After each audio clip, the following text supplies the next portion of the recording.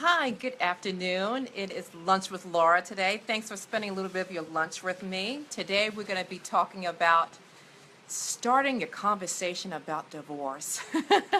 Woo!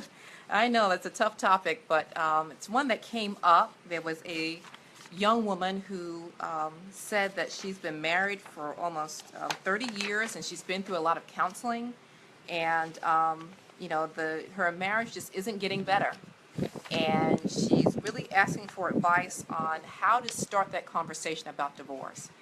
And I know sometimes, that conversation comes out, or that conversation starts in the heat of an argument. And that's probably the worst time to start that conversation, even though it's one of the most common ones, or common ways that we start that conversation. But if you're at a place where you're not actively engaged in conflict, if you're not actively in a heated argument, or in an argument. Sorry, it's a little bit windy today.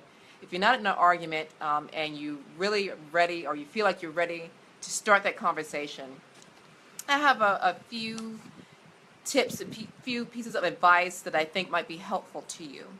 Okay, so sorry, let me get my notes. It's windy, so sorry about this. Trying to make sure nothing blows away. Okay. Number one, know that in your heart you cannot take another step in the same direction. And so what do I mean by that? Right now, you know that you're done. That there is, you don't have anything left in the tank. You can't continue on the way that you are. You can't take another step. That's it. In your heart, that's it for you. And you've had enough. And as long as you have that settled in your heart, then you're probably in a place where you can start to think about talking about divorce. If you've tried everything else. Again, this young lady has tried counseling. She has tried both individual counseling and couples counseling. And I'm not necessarily saying that everyone has to try counseling before they know that they're done. I'm just simply saying, if that's in your heart to do that, then make sure you exhaust everything that you feel that you should. Okay, so just know I'm not saying, if you didn't go to counseling, you shouldn't go, you shouldn't be filing for divorce. I'm not saying that. I'm just simply saying, just know what's in your heart, and make sure that you complete everything that you know that you want to do to try to salvage and save your relationship. All right, so. And also, too, if you really feel like it's emotionally unhealthy for you, that's another way of knowing that you've had enough and you can't take another step, is to know that you feel it's emotionally unhealthy for you, and that it's really damaging your emotional health. And again, you've tried everything that you know how to do to help your relationship, to make the improvements that you need to make, the things that we need to work on. I know before I ended my marriage, there was a lot of things that I did that I needed to work on for me, not talking about him stuff. I'm talking about my junk, okay? I'm talking about stuff that I needed to work on, and that I needed to come to realization and recognize and admit that that's one thing that I needed to do. Number two, be ready to act. If you're considering about talking about divorce with your husband, be ready to act. So what do I mean by that? A lot of times, if you open up that door, if you start down that road, a lot of times there's no return. You can't unring that bell, as they like to say. You open up that escape hatch, you might be sucked out by the wind. Okay, so just know again in your heart that you're ready. If you're gonna go down that road, be ready to in your heart to say if things don't turn around, or if you don't, if things don't improve, that you will file. Just know that you're ready in your heart to do that. Number three, and this is probably one of the most important things, is to prepare for the response. A lot of people, they only get so far in thinking this out, and they don't really think about prepare for the response. And one of the things is the emotional response. How is your husband going to react? How, what's going to happen? And sometimes it's two extremes. For some people, there's no response, and they really kind of expected it, and they're like, okay, whatever. What do we do now? Or they do nothing. It's like, yeah, whatever, and they just kind of check out. And they just let you just kind of go through the emotion, go through all the steps that you need to do, and you're the one who's, running with the ball with this, and they're just kind of saying, okay, whatever happens, okay, I'll just react to it, I guess. That was, unfortunately, that was my experience. It's like, whatever. Okay, yeah, all right. And to be honest, be prepared for your response to that. For some people, if your husband's like, yeah, whatever, and you're like, my God, did he ever love me?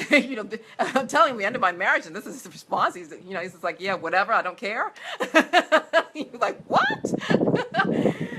So sometimes that can kind of take you back, and you're like, oh my gosh, I didn't expect that, or I didn't expect my reaction to it to be this. So just know on both sides, be prepared for the response, his response and then yours. And then sometimes it's an extreme emotion. There is, I know of some husbands who have vomited, when his wife told them, that this is it, and just extreme anxiety, extreme reaction, emotional reaction to it.